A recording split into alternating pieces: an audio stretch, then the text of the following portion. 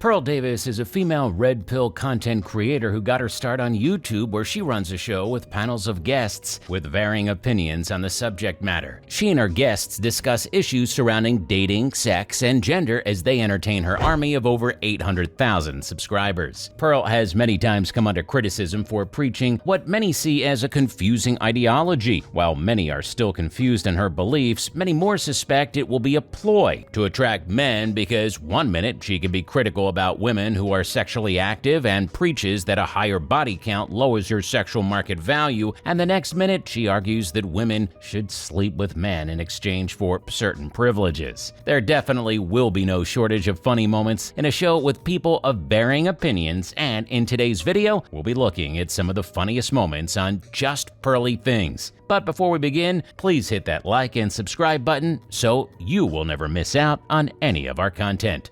If you're going out all the time, you can say like, I'm not a hoe, right? But if all your friends are hoes, you're going out to the club all the time. It's like you're dressing like a hoe, acting like a hoe. It's like, how are they supposed to think you're not a hoe?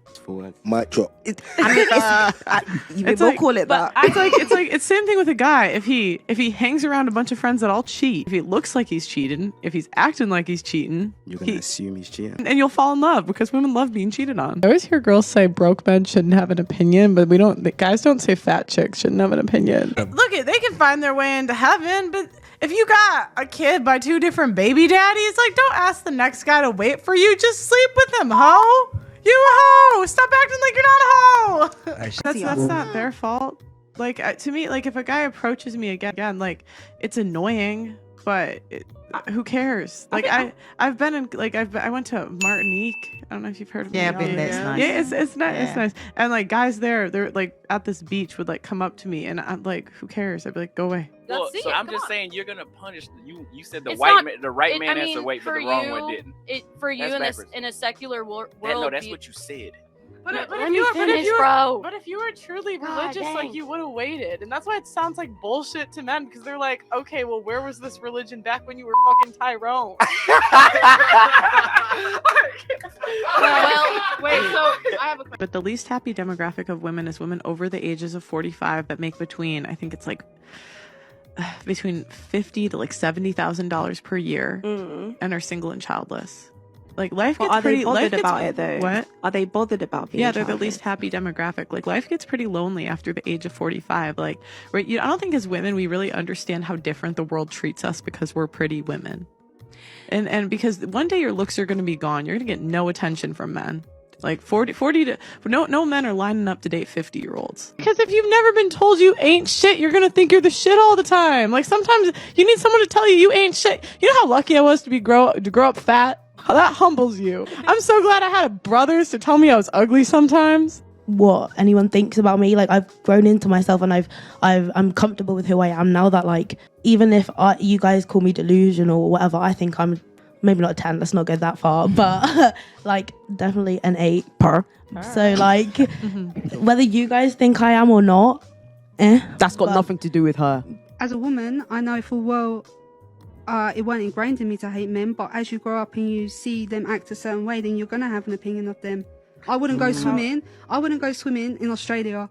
Even if there was one shark attack, I wouldn't go near it, because I know the consequences. But yet, as women, we're expected to still trust men that hurt us. What do you mean? What do you mean? What do I mean? Like what you said, what do you see that men do that's so bad? Well, first of all, I said about the domestic violence, and then I think if you look at, like, women do it too. No, of course, but men ain't dying at the same rates. So they can't. Who's to say? What do you mean, who's to say? I think everything that we see is what's given to us as facts. Right. We can't take that as gospel. Do you know any men that have died from domestic violence? Male suicide is one of the biggest indicators of male suicide is relationship. I do struggle with this. Like, on the websites that I've seen, like, women are arrested more for domestic violence than men, even though they suffer more. And on, like, when in 2020, when 110 women died that year because of at the hands of male, 50% of those deaths were overkill, which means that they killed them. They was like brutally killing them long after they were dead. 110 in London. No, in the UK. That's really not a lot. One every 3 days. You don't think that's 110 for the whole year? So say for the whole year? I don't think it's like I don't think it's like a pressing, like if it's not one of the number. How do you not? Because it's not one of the number one ways people are dying here. Why is it always fat people when that alcohol is a drug and it's so normalized? We could do alcoholism. But why is the default always fat? Why is the default always fat?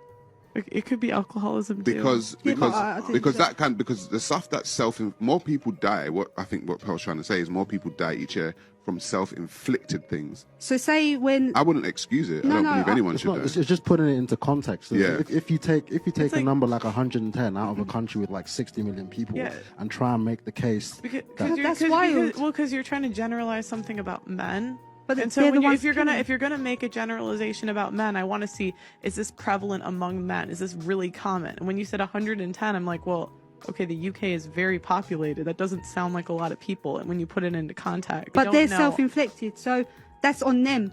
I could walk down the street and be murdered by a man, and what did I do to deserve that? Why does it have to be a man? You could be murdered. But I was talking about that statistic. When we're talking about domestic violence, it's men killing women. My point is, why would I make a generalization about men when it's not a huge percentage of people that are dying? What did women really go through? Can I just ask you that this? Okay. What do you mean? What do we go through? What do you mean? What have we gone through? I don't know. It's a question. It's a question. You said women have gone through this. Do you think women are oppressed? No. Not at all. Oh, okay. So that's just straight off a completely different. Explain how women are oppressed. How do you think they're not?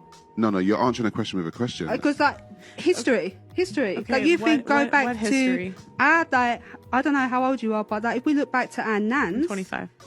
Yeah. So my nan, if I go back to that far, she didn't have her own bank account till her 70s, till 1970s. So she was 60, and how all of this, like in terms of voting, work, childcare, all of that, I don't understand how you can step back and say, no, women have got it all right. No, but what you done there was conflate to time, like you were saying 1970s, yeah? Yeah. So in the 1970s, that may have happened.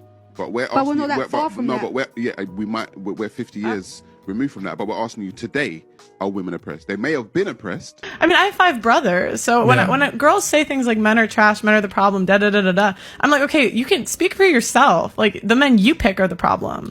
Because I have 5 really great brothers. I have a really great father, and so if you have an issue with men, like, that's a you problem, and don't put that on me. If you're gonna have sex with a woman, there is a chance that woman may get pregnant. Like, so if you have sex with a guy, there's a chance you might get pregnant. Yeah. That's on you. So if you get to choose not to be a mother, he should get to choose not to be a father.